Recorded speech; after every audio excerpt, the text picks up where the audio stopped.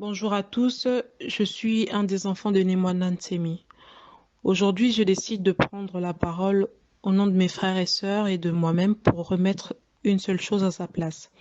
De quoi je parle? Du respect et de la reconnaissance qu'un enfant doit avoir pour ses parents sur cette terre. Et nous avons aujourd'hui été touchés par cette chose en particulier, désolé, car étant qu'enfants et africains, nous ne pouvons pas laisser les gens croire que nous avons abandonné notre père ou je ne sais quoi d'autre. Cela est impossible pour moi ou encore pour mes frères et sœurs. Tout comme je trouverais ou que je trouve par moments incompréhensible un enfant qui dénie ses parents ou les oublie. Nous ne sommes pas dans une télé-réalité, je tenais à le préciser. Nous ne sommes pas dans une télé-réalité pour divertir le public ou quoi que ce soit. Mais comme le dit si bien mon père, parfois quand tu aimes une personne, tu cherches à camoufler ses défauts.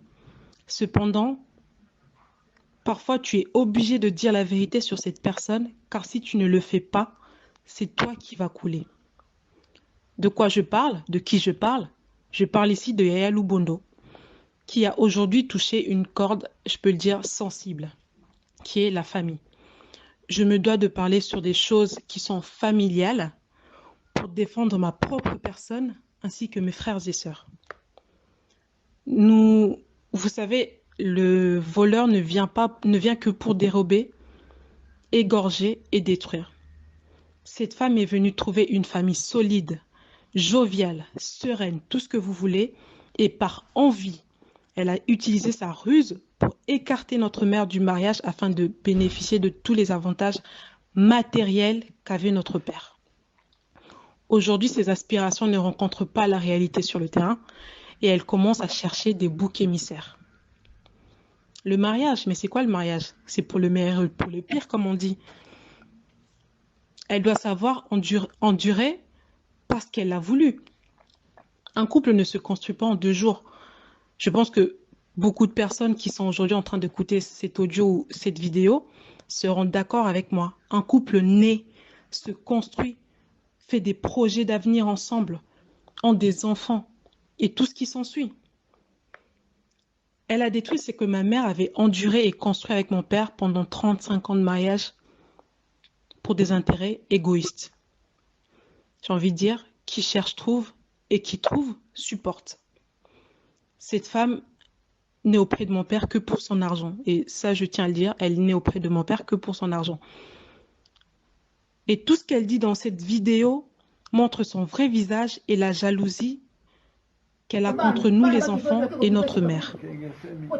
Il est faux. Vous allez voir vous-même par la vidéo qui va suivre.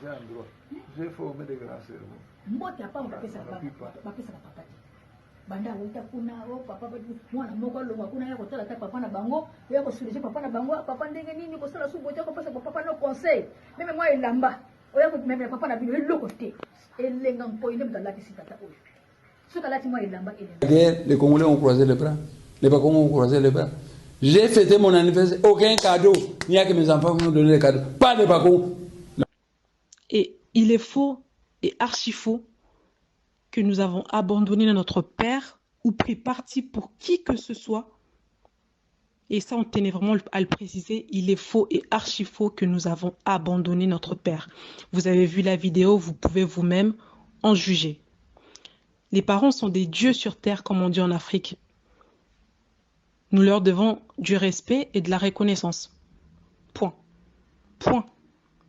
La vie, quand on voit ça, on se demande pourquoi il essaye de nous diaboliser aux yeux de tout le monde et plus précisément et plus grave, parce que c'est ce qui nous fait le plus mal. Pourquoi il essaie de nous diaboliser auprès de notre père? Ça, c'est une question.